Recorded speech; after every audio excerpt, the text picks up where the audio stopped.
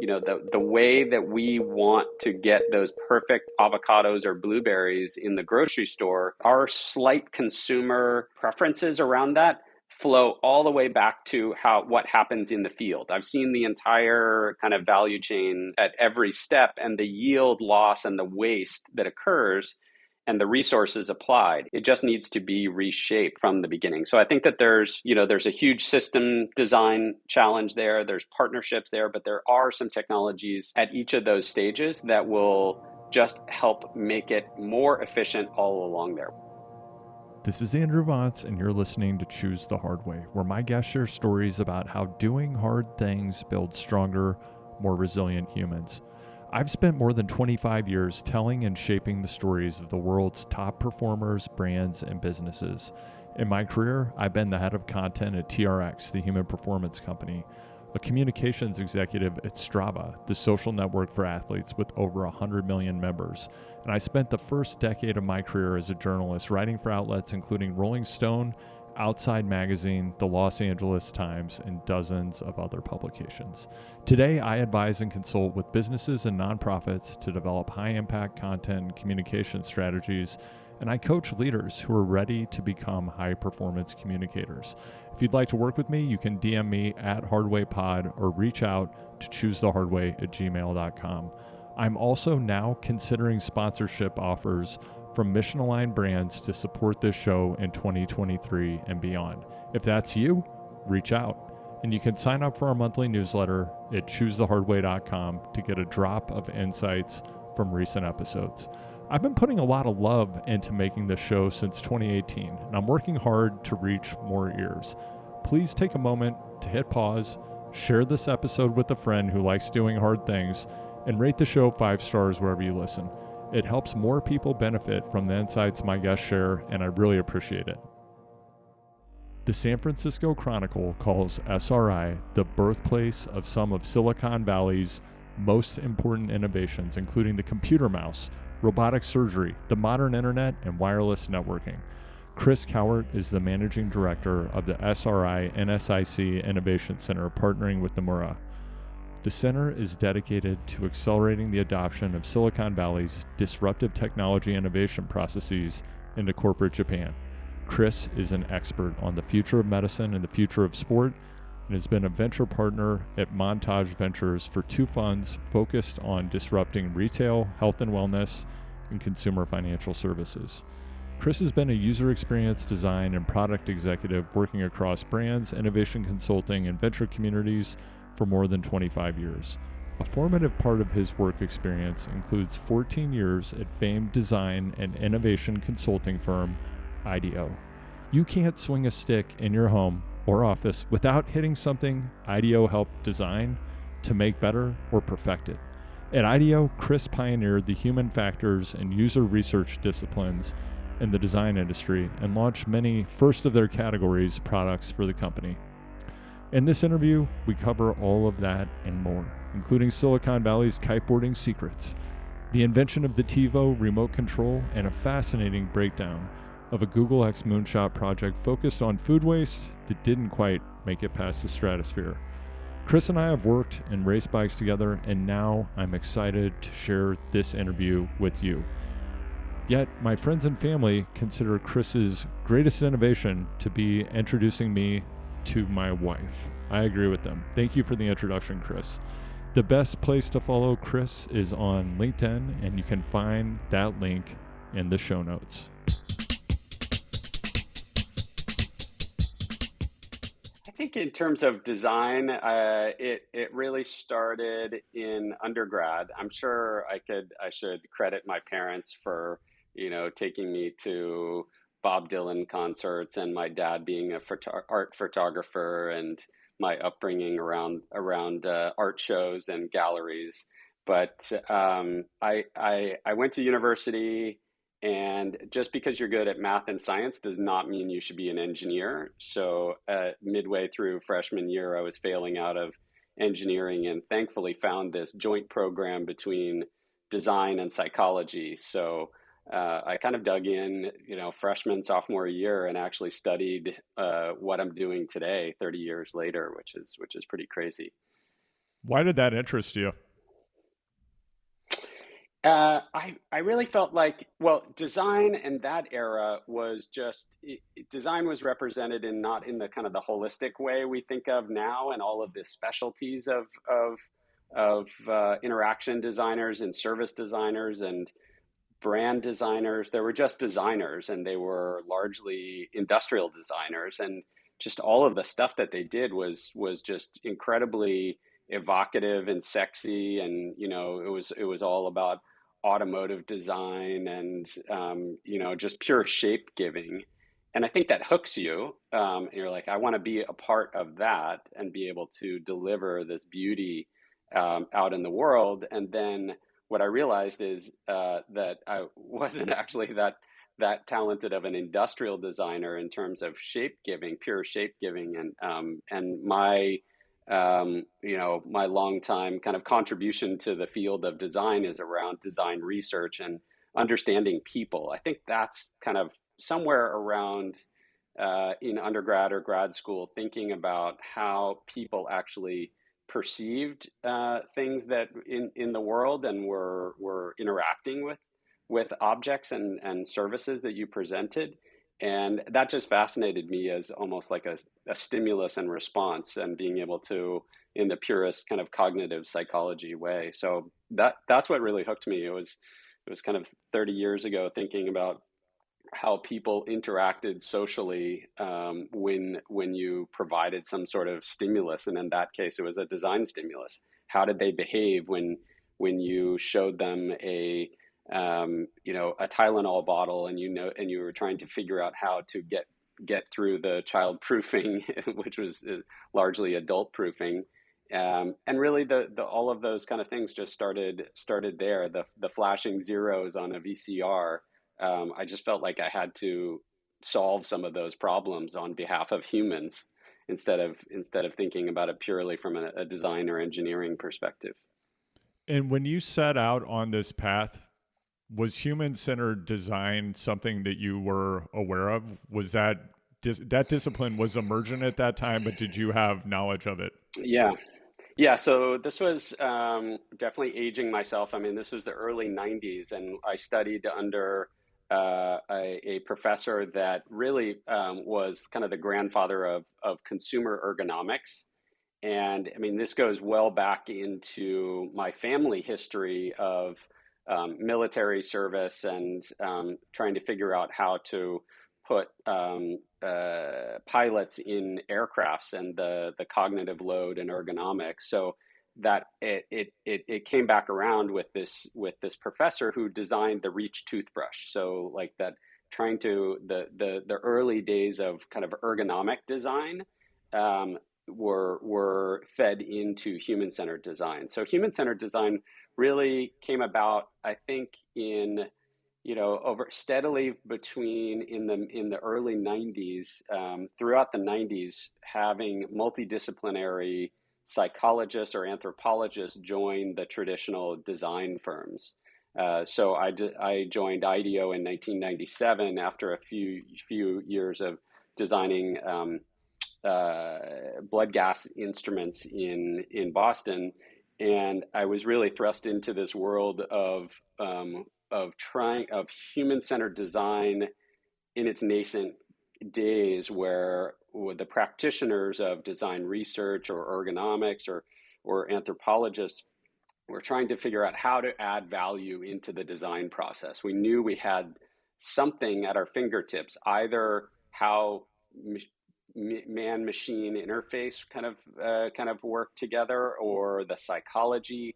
And then it really started to come about as we went out in the field and took our design teams out in the field, almost sometimes begrudgingly in the early days, and having them try to see humans and see the human interaction, in a way that they could put themselves in the user's shoes, and actually live the experience that they were designing, rather than just designing it from the beautiful industrial design studio. So it was human centered design was, we had to fight for it in the early days, because the designers and the engineers, they're super smart and just did it intuitively. And we certainly had a fight for a seat at the table, and around design. And within this context of human centered design, something that popped into my head just now, and I don't know why, is this idea, as you said at the outset of design as a discipline, it was about designing and shaping objects, things that people used. And with human centered design, is part of what's happening that you're using research or human factors, and I'd love for you to say more about what human factors are, to actually shape the experiences that people have, whether that's in relation to objects or processes. Is that part of what happens? Yeah, and so just the field of human factors. I mean, that I think that's actually what my diploma says. It says something around human factors, and that was certainly the joint program between the product design and engineering department and the psych department at Tufts University. Go Jumbos. The But human factors, when we joined the design industry, there was literally a book that said human factors, and I remember some early some early butting of heads with industrial design friends now, that they're like, "Hey, Chris, can you bring over the ergonomics book, and like, I'm designing a keyboard and I really need to know that wrist angle." And I'm like, you can look up the wrist angle you're on your own. You don't need me to like deliver the book over and kind of anoint it. But it started in that process, and then trying to, at the beginning of projects, wrestle enough time and scope and budget in these design projects in order to stuff in as much human insight into the process as possible. And those could be, I mean, I human factors is a dated term, but it is actually, it is descriptive of, like, there are human factors to this design or this product design, service, environment, metaverse. All Any of those have human factors. Some of them are physical, some of them are cognitive, some of them are social and emotional, and just being able to consider the insights that you pull from humans as the beginning of design, rather than shaping it or fitting it to what you think it might be. So it's really about kind of improving the design intuition for the entire design team. And it kind of helps to make that a little bit more inclusive in a way.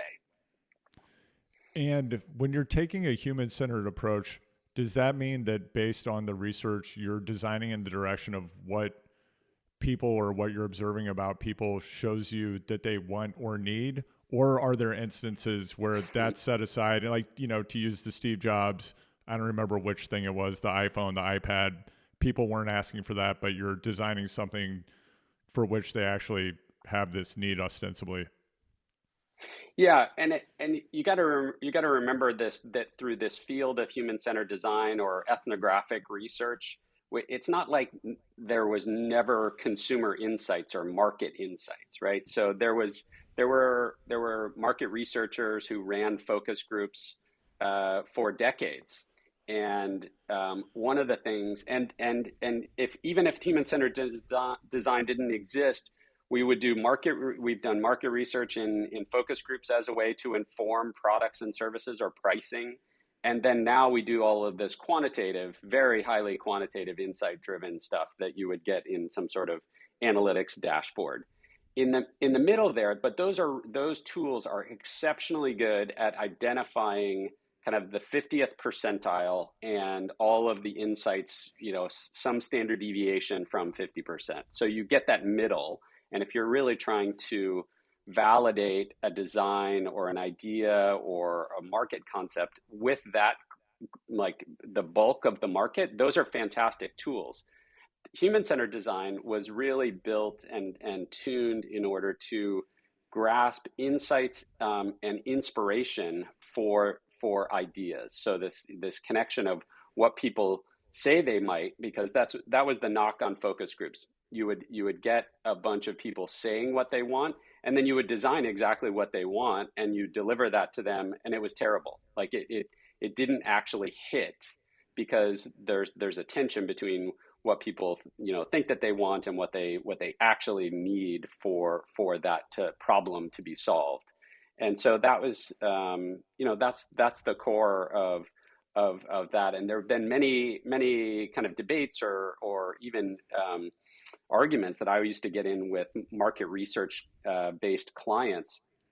And that really helped me clarify that human-centered design is really about coming up with the idea. It's not necessarily about validating it or market sizing or anything like that. It's really just a means to the end to getting the best idea into the design at that moment.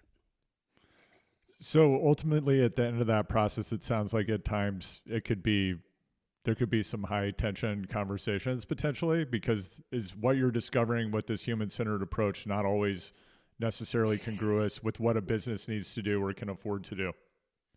Right. I mean, and that's part of you're trying to convince a business leader or a client or an entrepreneur or an investor of an insight that represents a potential huge shift in the way that you're going to design an experience.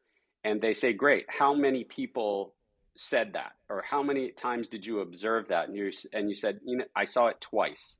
Because we visited 8 people in their homes, and we feel very strongly that this is a key insight. And from this insight, we came up with this idea for the carpet Swiffer for P&G. That's a true story, but it takes a kind of a visionary kind of business leader or entrepreneur in one of these companies to believe that and actually try to build it and then slowly go validate that in the market. But there's no way that you can prove a market size from human-centered design or design thinking. There's definitely limitations with those, that's how those have gotten a little bit co-opted. But if you really truly think about those and embrace them as tools and mindset to quickly get to insights and ideas, that's kind of that supports all of the other tools downstream, whether that's lean or agile or anything MVPs. It all feeds into that process. And I don't know if there are any specific examples that you could talk about, Chris, within the context of your career where you've taken this human centered approach, maybe transposed it into different contexts. And are there any risks to applying this, or are there any potential downsides that you've seen happen? For downsides, well, I'll tell you an old school success story. Just to cement how we use this process. So early in my career, I did a lot of health and medical work, and I was really proud of spending a long time working with neurosurgeons on trying to make um, less invasive surgeries for back surgeries. And so that's very serious, and there are certainly risks in that. And that's how I saw my career early in my design. But you get into these projects because those are the startups or the companies that come to a design consulting company like IDEO back in the day. And I remember I spent a lot of time doing consumer products, which I never thought I would do. So I specialized in remote controls and early PDAs and smartphones and things like that, all right before the iPhone. So I always appreciated how many pieces of technology and interaction design came into that moment. It wasn't just like out of thin air. You could see it going for a decade. But there's one story where we were designing a remote control for kind of a pivotal startup here in Silicon Valley called TiVo, and they had this idea of pausing live TV, which was a radical concept. So that all became the DVR and on demand and recorded shows and all of that, because the VCR had just kind of had passed its prime.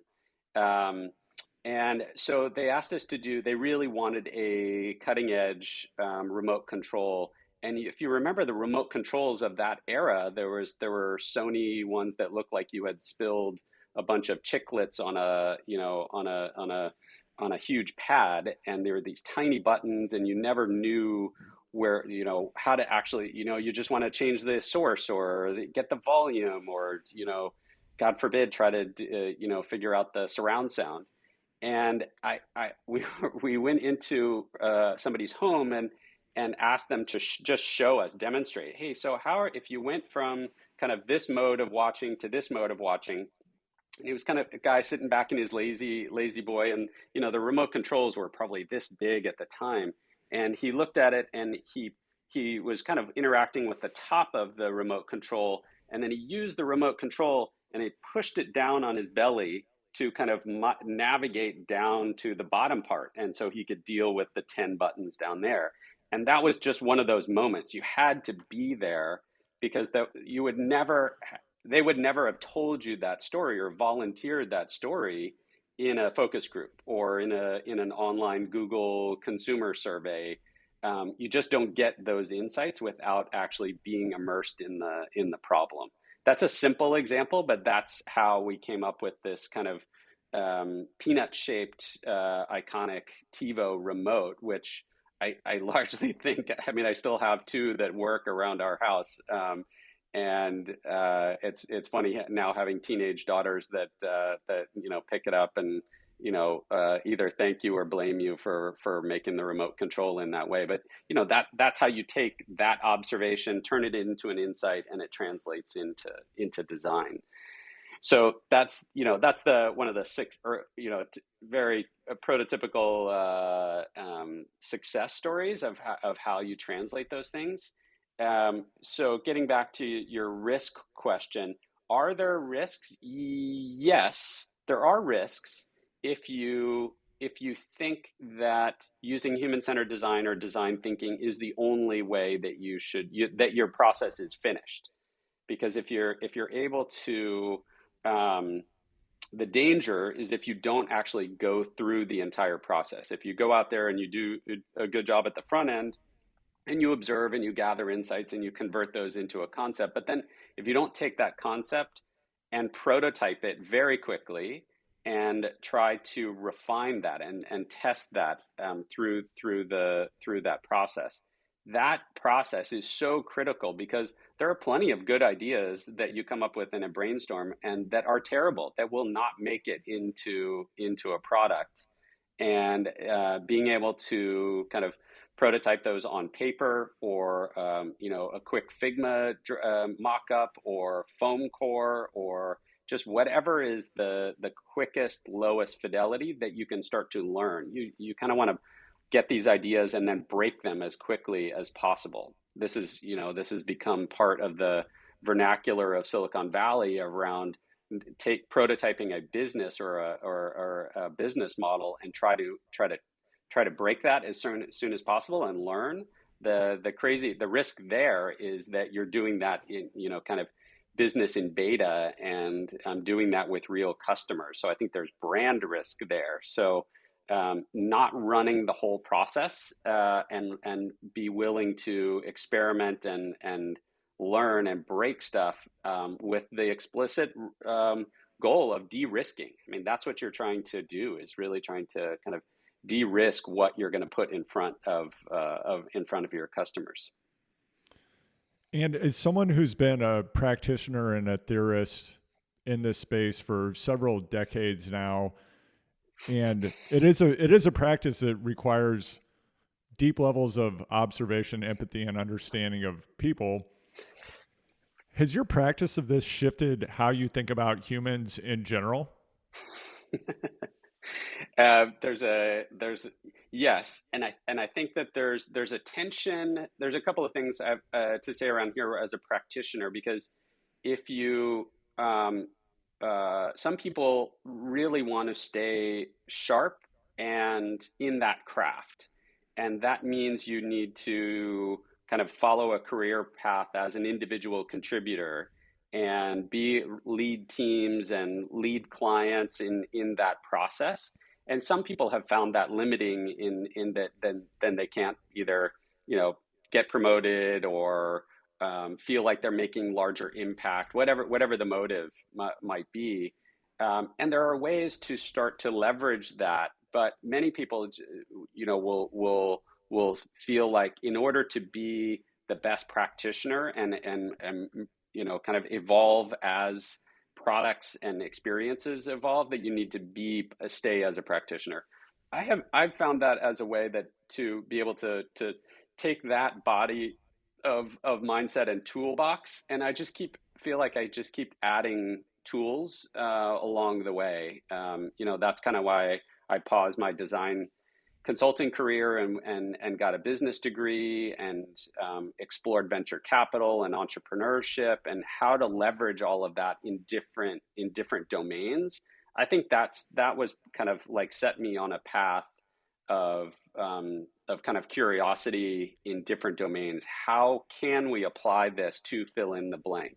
And we did that with, you know, I felt like you just kind of keep adding disciplines and toolboxes, and that just seemed inspiring and fun to me to learn kind of business vocabulary and understand business models and apply that to early stage ventures and venture capital and how to even work with startup teams and see how they you know, when you hear a pitch as an early stage VC, what I always looked for was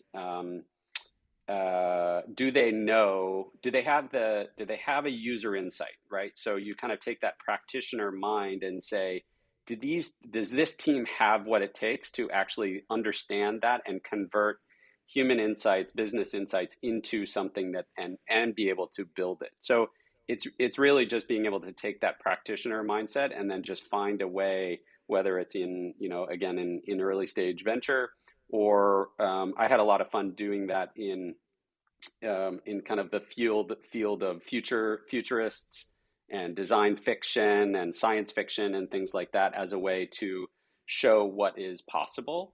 It's the same. I really took all of the same toolbox and just applied it in different domains. So I feel like even though you know, I had a mentor at IDEO, he always asked like, what's your passport say? And that was shorthand for when you fill in on your IRS or your passport, you have to say what your occupation is. And I have never changed since 1993 what my passport occupation, which is designer. But I just take that it's, you know, you just apply that in different domains. So that's what's kept me feeling like I've still stayed as a practitioner. It's just in different fields, different domains, different leverage.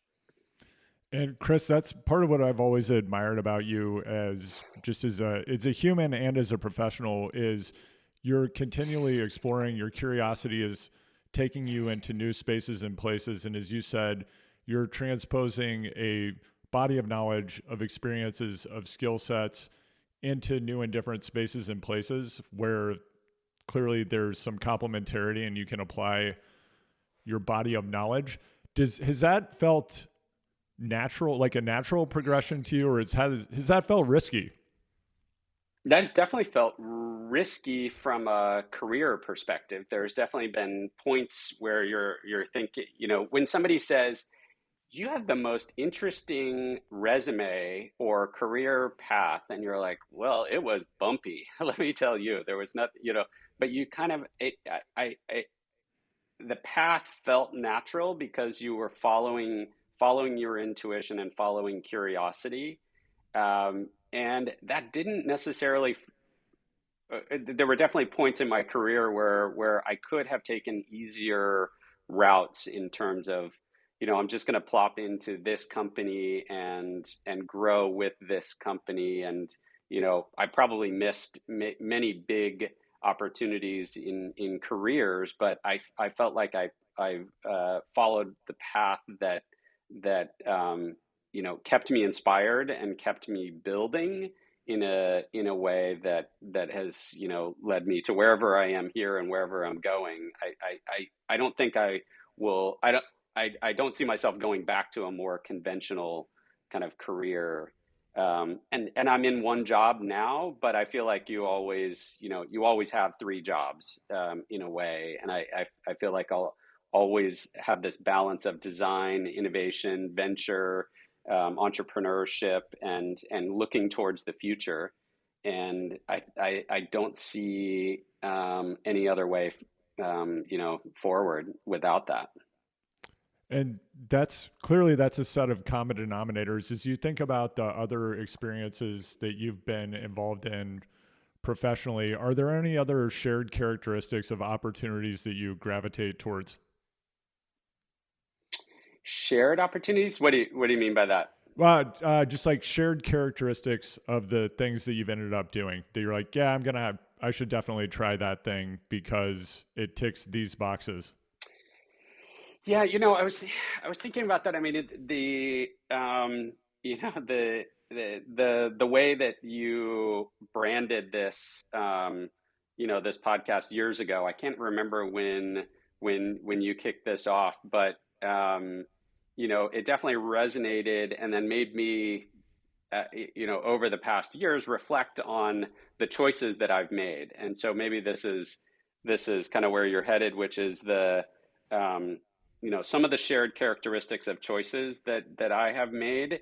Um, they definitely have felt like the hard way, but I just didn't think that there was any other choice, right? So when I was given the opportunities at IDEO, which we had many opportunities to kind of follow your intuition and build an office or build a practice area, I somehow felt I almost always chose the like underdog approach. So instead of like doing the super sexy like consumer experience design, I chose to kind of help lead the health practice, which was kind of needed to be reshaped and rebuilt.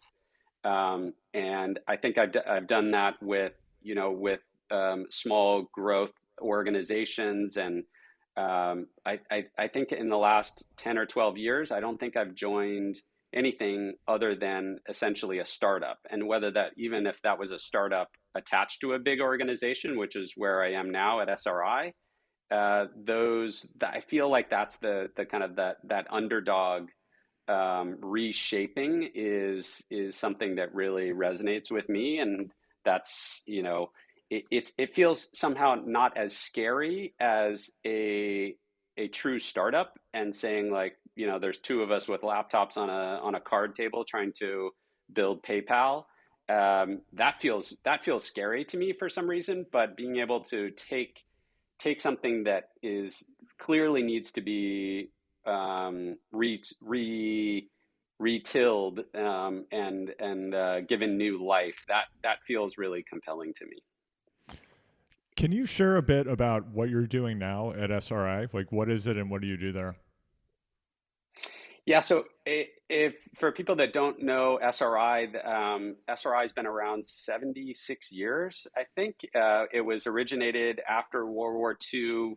The U.S. government and Stanford came together. The U.S. government gave federal funding in order to establish several pools of deep technology research in starting in that era. And Stanford and SRI actually, Stanford and what is now SRI International split in the 70s, because Stanford certainly wanted to do its own kind of deep technology and licensing game, which it has done remarkably well. And SRI has gone on to, I mean, the heritage of SRI is really kind of the operating system of Silicon Valley, and of, if you think of the number of experiences that we have every day that SRI was part of inventing, from the first internet message to the mouse to robots to the first down line on television, and hundreds and thousands of other inventions. But those are ones that we take for granted, and they had to come from someplace, and they just happened to come from this heritage of a research and applied research organization, whose job it is to work on projects for different parts of the government, whether it's DARPA or NIH or National Science Foundation or education, the government actually finds and looks for these R&D organizations to keep the field going. And so that's a place. So there's it's funny that I work a lot with the leaders of the AI Center for research, and AI almost died as a field in the 80s because it had not yet gone through this transformation with computing power and data. Early AI were just little algorithms that were rule-based algorithms. And so in the 80s, SRI leaders actually went to the government and said, "Hey, we really believe AI is going to be a thing, and we just need to fund some projects to make sure that these AI researchers and engineers and developers stay sharp in this area, because otherwise they're going to get pulled into this Web 1.0 world or other fields." And so one of those pet projects actually became what we now know of as Siri, which the core voice technology and natural language processing came from SRI. So it's one of these places where there's such interesting, compelling work that's going on in the research field. So I have my current role at SRI is leading open innovation, and we've built what I call the front porch of SRI, and we teamed up with a Japanese investment bank called Nomura, and they were really interested in teaming up with SRI and kind of creating this connection between Japan and Silicon Valley. SRI is, like many punk rock bands, huge in Japan, and they are. It's just a has been a 60-year relationship of Japanese companies and researchers coming to SRI. So we've built an innovation center, and we have several kind of products in the mix. But the first product we built kind of right in the middle of COVID is a 1 year in residence innovation program. So what our mission is to build the next generation of Japanese entrepreneurial superheroes, and kind of re-spark the corporate innovation energy and outcomes through some tough work. So we spend a year with folks and they move over to Silicon Valley, and we guide them through this pretty intentional process. And again, I just pulled all of my favorite tricks and process and mindset, and all of some of my good friends who from IDEO and Google and D School, who are some of our kind of world class practitioners and teachers and coaches through this process. So that's what we're up to now. It's pretty cool. I And think so. as you no, it sounds really rad. But And yeah, but again, it is the hard way, right? Like that's another selection that I've made, which is, I mean, could you think of anything that's more difficult if you think about, entrepreneurs in a progressive US company is still hard, right? Somebody comes up with a good idea inside of a company, and they have to fight tooth and nail for budget to pull away from the other business units, and identify and frame and build something internally. And that's kind of in a business culture in the US that sort of accepts that, but it's tough to do. And then you layer on the Japanese business culture and hierarchical nature of the organizations. It's really hard. And so these people are taking, whether they whether they knew it or not, they're taking, kind of a courageous leap in order to step out of their path of kind of marching up the employment for life type of career, and take a risk and see if they can build something. And we support them 110% around being able to, like, build that, but also the most important part is trying to kind of like the activation or kind of this concept in Japanese business culture, nemawashi, which is like the socialization of ideas, and trying to do that is a real challenge. It's definitely the hard way. Can you say more about that idea of the socialization of ideas? What does that mean, and what is that? How does that manifest in practice? Yeah, I've learned I learn a lot working with Japanese companies and Japanese executives. There's one thing that is, there's a fundamental shift in the mindset of companies, and it's all about the company, right? You introduce yourself and you tell somebody about the company and the heritage and how long it's been around, and how important that is in its role in society. Versus Silicon Valley, we're talking about like, well, this is what I've done, and here's my interest, and not to say that it's, I mean, there's a lot of ego in that in Silicon Valley, but there's a consideration and collective approach in Japanese companies that is a strength, because it's kind of all for one, in a way, in a positive way, that doesn't allow for a lot of people to step outside of that boundary for entrepreneurial tasks. So that is difficult. What I learned day to day is kind of how ideas kind of get bounce around, or a new strategy or a new initiative. It's not that it goes carefully through a consensus and socialization process, and there's always the pre-meeting to the meeting and the emails to discuss that, to be discussed what's in the meeting, and it feels, and we might look at it, and it does have some inefficiency, but we have our own inefficiencies in probably sharing too much on Slack or our internal chats, and it's hard to kind of get that signal and noise ratio. But it's just a very different communication style. But it does take time to kind of get new ideas through organizations, and that is definitely one business insight that we're working on, which is trying to help architect new ideas, and kind of take those courageous steps to create a new business unit, or a spin out, or things like that that are not as commonplace as here.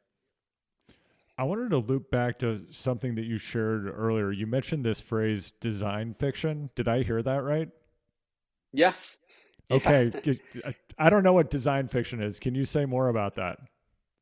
Yeah, so I mean that has taken many different shapes over the years, and actually, design fiction is from a friend who leads design at Google X, Nick Foster, and he talks about it in terms of design fiction. We work together on a moonshot at X on food waste, and there's a tool that could be in some fields it would be called a concept car. So you just put kind of a vision of the future, an illustration of what's possible out there. And then there's, other people took the science fiction approach and said, we need to make the tricorder in Star Trek, and that was, and it just its role, whatever the manifestation is, it's just a way to illustrate what's possible in the future if we work towards something, right? And so you can use science fiction and say, here's our world in 2030, and there's only one thing different. We all breathe out of respirators, and the men live below the surface and the women live above, and kind of pull from Star Trek episodes. And there is some positive parts of that, in that it allows you to kind of see a new experience, a medical device that instantly reads what's going on with your body, but and you kind of you project yourself into this future world, and it's not totally alien. There's just kind of there's enough relatable contextual and cultural cues, but there's just one variable difference, and it just lets us defer judgment just long enough to say, oh, that tricorder thing is pretty cool. Let's design that. And so then design fiction is just another version of that to show what's possible. And you basically kind of, you think of a storyboard or an illustration, or we were making design fiction around food waste concepts. So if you got a receipt, and you could see how by buying this or buying it from an imperfect food produce source, that how much resources you saved, right? So it steals, design fiction and innovation is really, it's about getting inspired and stealing the best ideas from other places and and adapting them. So design fiction is really taking a lot of that and then being able to show you something that is representative of the direction you want to go. And it's a great tool for entrepreneurs and entrepreneurs to kind of keep the team focused. If it's a long project and you have to build the technology that will enable this, you kind of need to keep the narrative of the project going in a way. And these kind of design fiction illustrations or experiences are ways to kind of demonstrate that and say, see where we're going. And it can change over time based on what you learn from your prototyping. But it's I think and that led kind of the parts of that have definitely influenced me and the journalistic teams that I've worked with in writing about futures. I definitely took a science fiction and design fiction approach, and they taught me really around kind of how journalists might do that and project forward in the kind of the Wired, Forbes types of ways. Did that answer Super. your question? Are you going to Yeah, be no. a design fiction writer now? Hey, I might already be. You may not even know.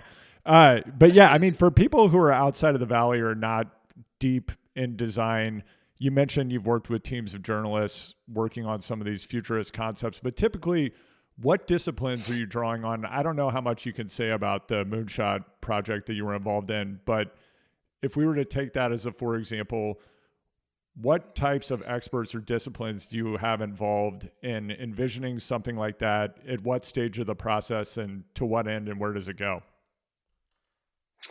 Yeah, so I'll tell you two stories there. So one is around the this moonshot, and that's a whole other podcast. Doing a moonshot is a very rewarding and humbling path.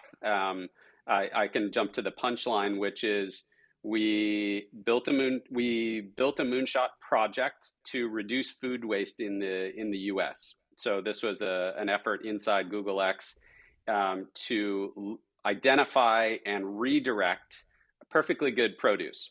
So we were able to build a prototype of this in the state of Arizona and identify truckloads of produce that were coming out of Nogales, Mexico, and instead of letting them rot in the fields or get thrown into landfill and create greenhouse gases, we're able to use basically an air traffic control system to move and identify and pay for those produce trucks to not just go to South Tucson, but to Phoenix and El Paso and even as far as Chicago and get into the Feeding America food banks. So that was the moonshot, was kind of this conscious distribution system. But you had to build a lot of technology in order to fulfill that idea. The humbling part of that is we had to kill the project. It was, those are the rules of the game of the Moonshot Factory, which is if you can't prove that can be demonstrate that can be $1 billion business within a certain period of time, that it's time to kill the project. It's that product should live on. I mean, it is working in Arizona, and I hope to reinvigorate that someday. But that's kind of the process where if you kill those kind of projects, you find you either open source all of the insights and technology and hope that somebody else picks it up, or you spin that back into someplace. So my team there and colleagues there are all kind of spun back into Alphabet and are doing that in some really interesting ways. And I hope to take that on, reinvigorate that at SRI soon. So that's kind of that was the background of the moonshot. And so we often had we were trying to, in order to build that kind of air traffic control, you needed a lot of data, and you needed data from from companies that didn't work at Google. So we had to build relationships with the food banks and retail grocery and shipping companies and logistics and all sorts of partners that were really wanted to help in the overall mission of reducing food waste and greenhouse gases, but they couldn't all do it. They couldn't. No one party could actually afford to do it at that level. So banding it together was a critical thing. So we used design fiction in that way to kind of show evolving strategies of how we were going to try to build this, and show a retail grocer like, this is something you could put this on your receipt, or you could use partner with a logistics shipping company and use, instead of having that as your kind of package drop off for your Amazon shipping, you could use that as a way to deliver food to people, so that at the retail level, so you didn't have to go to a food bank in order to get that kind of produce. So those are the kind of things that we would do storyboards and little videos. And again, they're low fidelity, so you can build something really quickly, and that little artifact becomes the character in the story, and that can become, a storyboard. It could be an illustration, it could be a quick video, it could be a mock-up, all of those kind of things. It's really accessible, and it's a great tool to kind of help you keep the projects going. I have so many thoughts about this. The first thing that I thought about is it sounds like you were creating a produce farming logistics API. Is that part of what you were creating? Yes, yes, and the layer on top of that was really trying to actually see if we could build a marketplace on top of Right. that, so Right.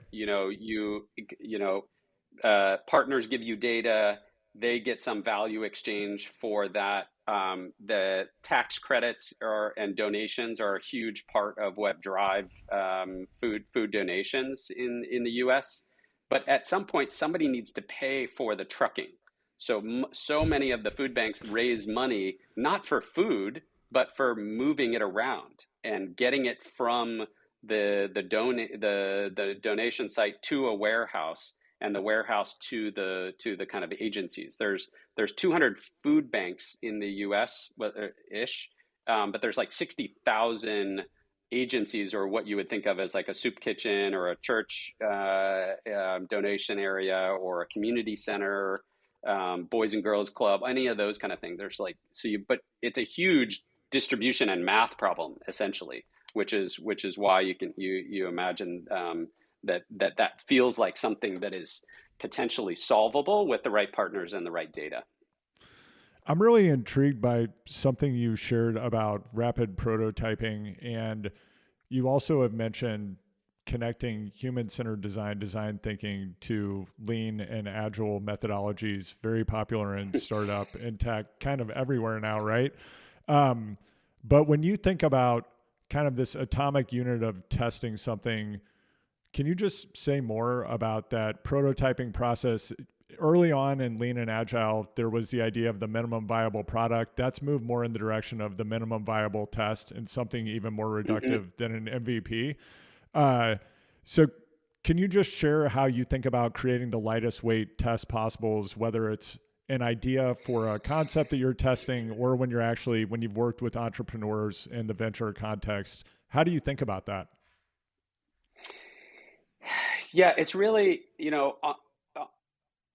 it's difficult to influence entrepreneurs to redirect their process, right? They've either been successful in the past, or they're emboldened by how they think they should do it. it is hard to influence at that level. I did my best as a kind of as a seed stage investor working as an advisor and venture partner to help teams, but they had to ask for it, right? You can't force them to say like, listen, we're not going to give you this seed stage unless you run this design thinking process. They're just not going to do it, and that's not really that appropriate. So you can really that's a tough influence. It's been done, but it's a tough influence. There's some great kind of designers in residence and design services attached to funds that I think do a great job there.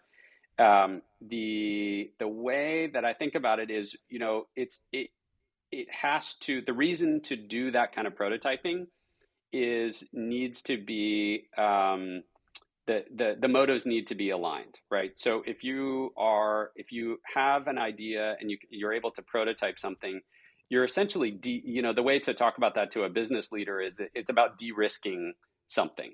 So you can either let a team start with an MVP, and it could just be a bad MVP, and there's been a lot of bad MVPs, and they don't see the light of day. They don't get that illustrious product market fit.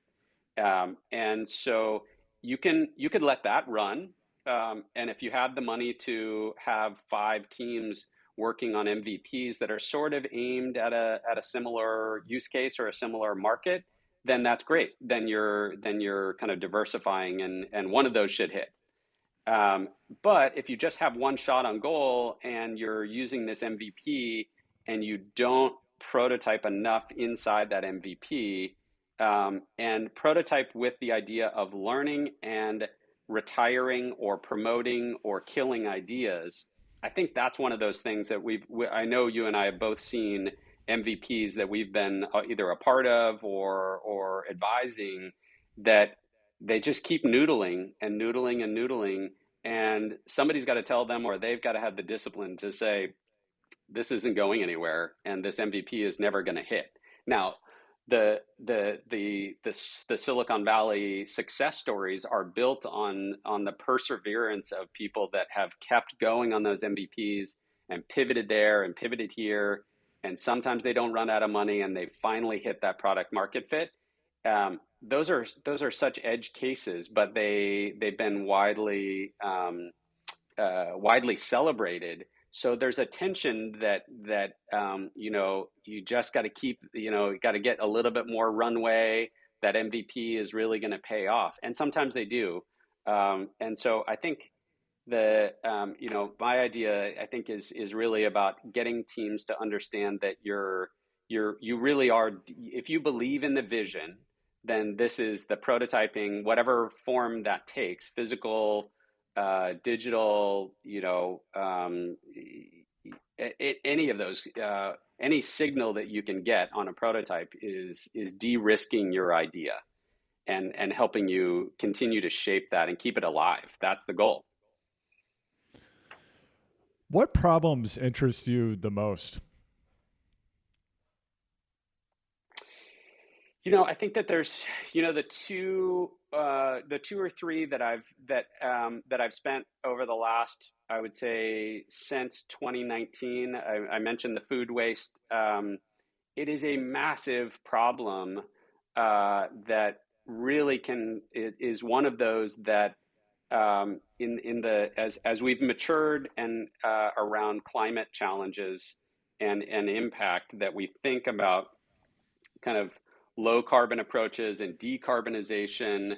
We need to do all of those in order to be successful. And there are technology approaches to some of those. And there's no one policy that is going to magically get us to some temperature and sea level impact that we're trying to avoid.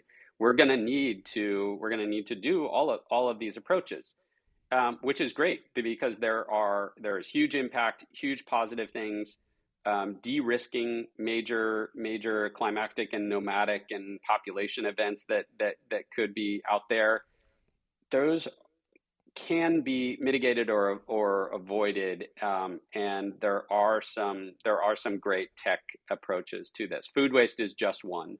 It got me excited about it, and I think it's one that we see and interact with, and it's shaped by our consumer demand. It's shaped by how the way that we want to get those perfect avocados or blueberries in the grocery store. That ripple our slight consumer preferences around that flow all the way back to how what happens in the field. I've seen the entire kind of value chain at every step, and the yield loss and the waste that occurs and the resources applied. It just needs to be reshaped in from the beginning. So I think that there's a huge system design challenge there. There's partnerships there, but there are some technologies at each of those stages that will just help make it more efficient all along there. We have that ability. We have the ability to, order something on our phones and have it arrive within 12 hours. We have the technology to be hyper efficient, and we just need to apply that to some of the most important problems in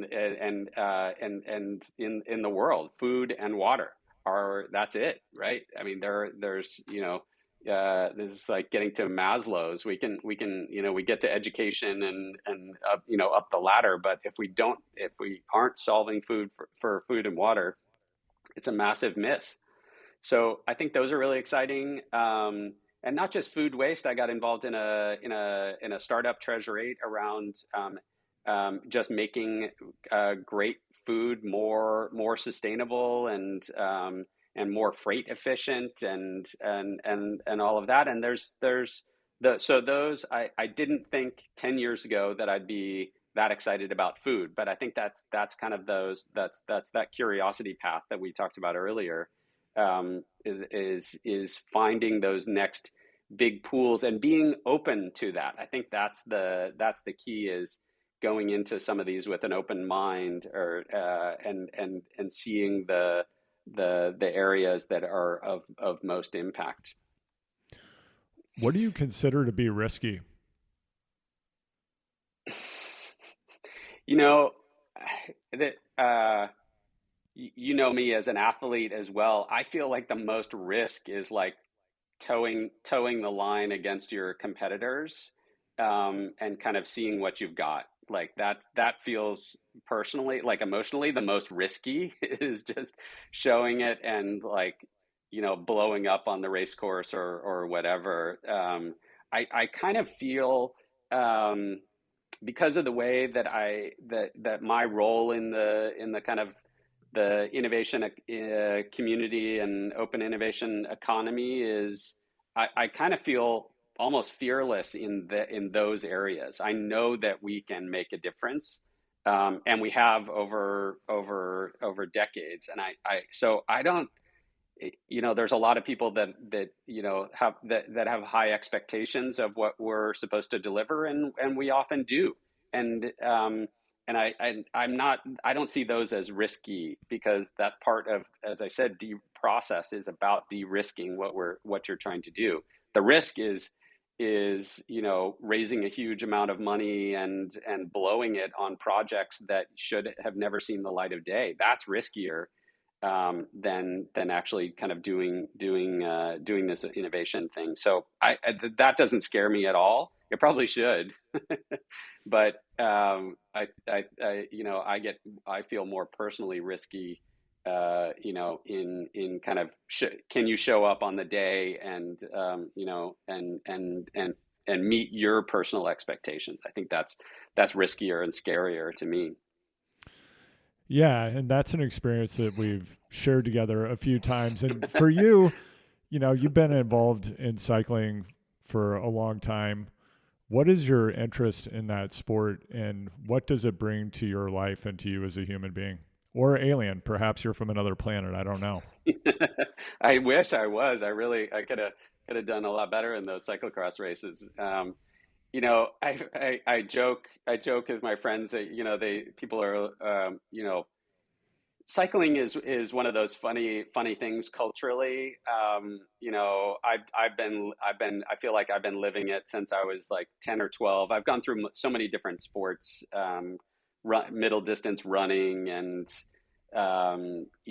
bike racing and ultimate frisbee and every water sport known. Although I'm a terrible paddle surfer, but put me on a board, anything from a scurfer to a windsurfer to a kite surfer to a foil board. I feel good, but something about that paddle surfing, I just that wasn't in my bones.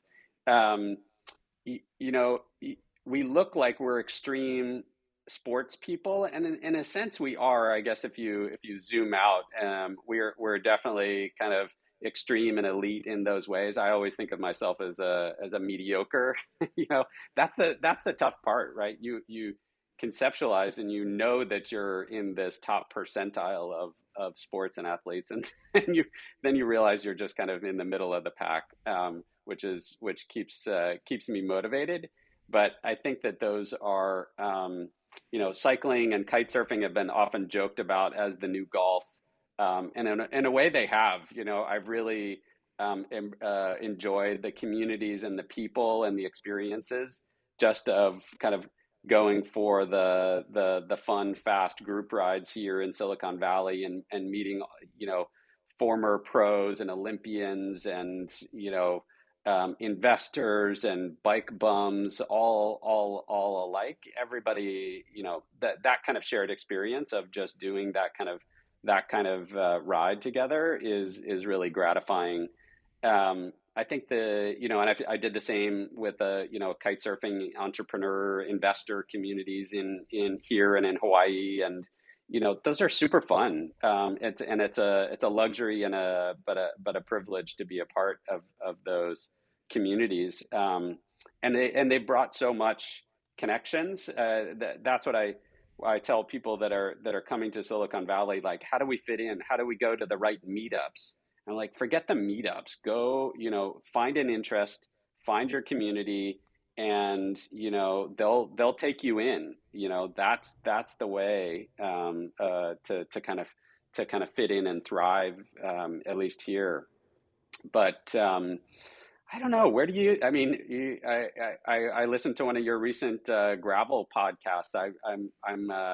I think those are interesting observations around. It's a prototype, right? Like what are we seeing in these new modalities of cycling? And I did the same with kite surfing. I would never, nobody 10 years ago would have said, oh, Chris is gonna be a lifelong kite surfer. But as soon as I saw this wing foiling, I was like, oh, of course I have to do that. And so it's just that, on to the next challenge. And I don't really care whether we're racing cross or gravel or riding above the water or on the water. We're just going to keep doing it. I think that's what keeps me going. And when you put on your design hat, and it's a hat that I don't think you ever take off, it's like an invisible hat that you wear all the time. But uh, It's I a had it's a design yarmulke. yeah, you've got the design hat on. Um, but I'm thinking about a couple of things here. I recently had Jason McCarthy, founder of GoRuck, former Green Beret, now founder Hmm. of Sandlot Technologies, and he had a lot of interesting things to say about social health and the way in which bringing people together to have experiences where they're sweating and generally doing something challenging. There's something unique about that in the human experience and what it brings to people. And as I'm hearing you talk about cycling, and I don't even know how to refer kiting, kite surfing, what a foiling, what the kite community. And by the way, if you're listening and you're someone who you're not from the valley and you want to break in, get good at some kind of kite related activity or foiling, and that's That a is for golden sure. ticket as far as I can tell. But yeah, what is it about these experiences that bring people together around something that's a challenging physical experience? And what do you think it is about humans that draws us to having these experiences and sharing them together? What does it do for us? Oh my gosh, there's so many. I mean, there's so many probably master's theses written around this, like Misery Loves Company, or I grew up with a grandfather who was quite influential for me. He was a fighter pilot and general throughout all of the early World War II and Korea, and um, he he had this saying. And he taught me how to sail and windsurf and scuba dive, and he had this saying that was like, "If there's not blood in the bilge, we're not having fun yet." And he was it was kind of a joke. I think my mom probably got more of the brunt of that, but it was always, we're going to go out and try something hard, and it's going to be hard, and it'll be an adventure, but we'll as long as we're laughing along the way, and progressing, then it will be fun. And that kind of shaped my experience. I mean, why would I have spent my youth as an athlete doing 20 quarter repeats? But it was about those moments with your, kind of your head between your knees, trying to like get ready for another interval set, and joking with your friends about, who's going to puke first. And those are just those moments that that it creates. I'm sure there's a biochemical, simplistic view of this, but there is you getting into that kind of shared mindset or flow state, in and doing that together. I think it connects us in a way that we probably don't acknowledge as widely. And we wonder, oh gosh, why do I keep showing up for that Sunday morning run with my friends? And we're just looking for those moments of kind of flow and connection, and doing it together. So I think Jason's onto something.